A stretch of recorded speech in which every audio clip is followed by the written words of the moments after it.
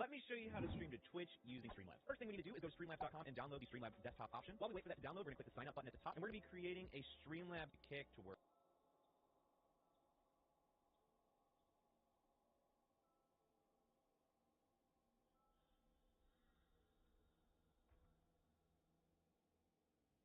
So when I did it, it made me go through it one more time, so that might happen to you.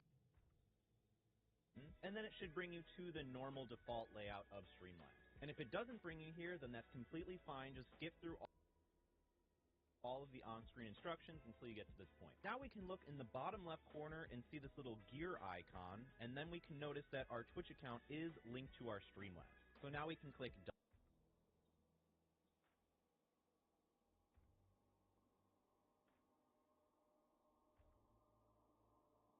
If you've never used a streaming software before, this is what the general layout looks like. And if it doesn't look like this, or you want to change how this layout looks, you can go to the left-hand side and click these little 4 squares that says Layout Editor, and you're able to switch between a bunch of different options. You can start with this one in the top left. This is probably what it looks like to begin with, and then you can drag and drop different things. So for this instance, I'm going to drag and drop the mini feed over in this little one here, and this is what the default one should look like. So I'll click Save Changes, and then this is probably similar to what you're seeing. A brief overview of what you're looking at. The top little box right here, this is where we're going to set up our stream. We'll put up our alerts, our overlays, our webcam, our gameplay. So this is what the viewers are going to be seeing. Right now they're seeing nothing because we haven't set anything up. They're also not seeing anything because we haven't hit go live at the bottom right, which means we're offline. So don't worry. Below that is our mini feed, which is just going to be our activity feed, which is going to show recent followers, subscribers, and that sort of thing. Then the bottom left, you can see the scenes tab, and scenes are going to be different collections of sources. Examples of different scenes are Be Right Back scenes, starring tune scenes, or gameplay scenes. That way you can easily click and switch between them. Sources are the things that go inside scenes. So sources are going to be webcams, gameplays, going to be overlays, going to be all the fun little puzzle pieces to put into the puzzle. The mixer is going to be where all of our audio takes place. So if you want to add your game volume, if you want to add your microphone, this is where you're going to see all the different levels and adjust the volume with these little sliders. So let's start setting up a basic scene. We'll go on the left-hand side and right-click this, and I'm going to rename this, and we're just going to call this Just Chatting. I'm going to hit done. Now we're going to add some sources. So we're going to click this little plus source button right here, and you'll see all of the different options that we can choose from. So for example, we'll start with a webcam. So I'm going to click Video Capture Device up here, and then we're going to click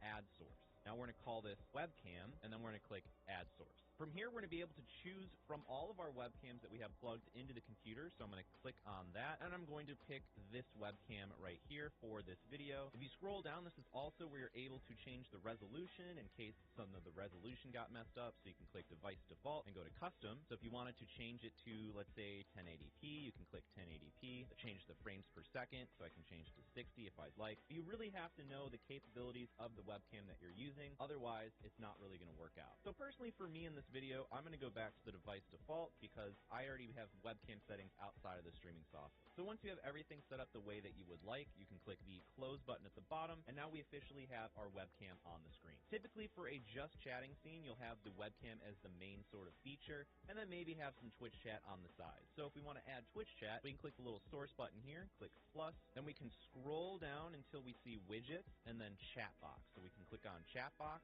and then click on add source. Then we can leave it as chat box and click add source. Now you can adjust the theme, so if you want to make it look like something else, like you can change it to box, and it'll show you a preview at the top of what it's going to look like. I'm going to stick with the classic Twitch. Then you can choose if you want to always show the messages by enabling this, and they'll always stay on the screen, or if you want, you can disable it and change how long it takes before they disappear off your screen. I'm going to leave it always on, and then you can also adjust multiple other things, including badges, extra emotes, which I'm going to enable, the font size, and everything else you could possibly imagine. So once you get it to how you like, you can click on close, and then you can see we have our chat box right here. So let's go and test a couple that arrow. And if you accidentally click this arrow, it's chat right here, and you can click this little test messages. So I'm just going to send a bunch of messages, and you'll be able to see them popping up.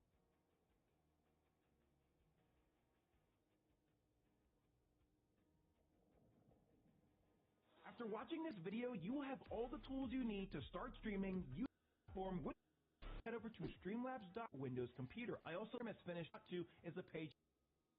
or other time, you'll be brought back to the Streamlabs desktop application where you'll be presented with your layout editor. To give you guys a quick tour around Streamlabs desktop, let's first start off on the left side where you're going to see this arrow icon that's pointing right. Click on that and that will expand the left side panel where you're going to see at the top application specific customization features such as the editor where you can modify the layout of what your stream command center looks like. You can also enable studio mode in this section, which is great to do in case you want to modify some of your scenes or sources while you're already live and you don't want your viewers to see what you're currently in the middle of trying to fix or build. We'll keep that off for now. Below that you have your themes, which is a collection of free and paid for things that Streamlabs desktop offers that you can use to add some character or further customization to the look of your stream. You have the App Store for additional add-ons to the Streamlabs desktop app, and then you have the highlighter feature, which is an editing option where you can add in or use clips that you recorded out of Streamlabs desktop to cut and edit together, then upload direct for premium paid in case you need some stream settings. All of its objects have your scene, your entire you're trying to present in that scene. Next to that, you're going to see your mixer, which is going to contain all of the different audio components or sources that you can monitor that are active within your stream. If you look a little bit further to the right, you're going to see an arrow that's pointing to the left.